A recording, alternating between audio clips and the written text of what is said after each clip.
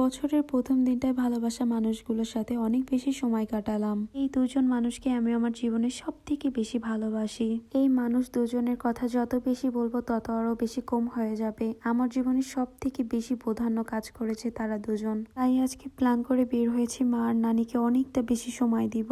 বাসা থেকে সুন্দর করে সাজুগুজু করে সবাই রেডি হয়ে চলে যাচ্ছিলাম লেক পাড়ে।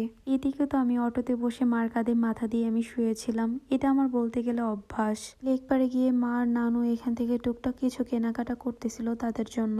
তারপরে এখান থেকে কেনাকাটা করার পর আমরা খাবার খাওয়ার জন্য চলে গেলাম রেস্টুরেন্টে। আজকে আমার মেন প্ল্যান ছিল মা আর নানুকে তাদের ইচ্ছা মতন যা মন চায় তাই খাওয়াবো। তারপর খাওয়া দাওয়া শেষ করে এখন আমরা চায়ের জন্য চলে যাচ্ছিলাম নতুন বাস স্ট্যান্ডে ম্যাজিক চা স্টলে, কারণ নানুকে মালাই চাটা ট্রাই করাবো।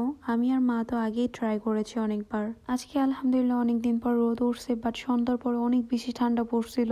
এত বেশি ঠান্ডা ছিল যে আমার মুখের দিকে পুরো ধোয়া উঠতেছিল।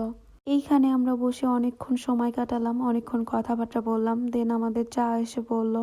শীতের সময় বাইরে এসে চা না খেলে তো সবকিছুই আধুরা থেকে যাবে। আমাদের জন্য তোমরা অনেক দোয়া করবে এবং অনেক ভালোবাসা রাখবে। বাসায় যেতে যেতে নানুর সাথে কিছু মজা করতেছিলাম, তো রিয়েল ভয়েসটা দিয়ে দিলাম। এই দোকানে আসছিল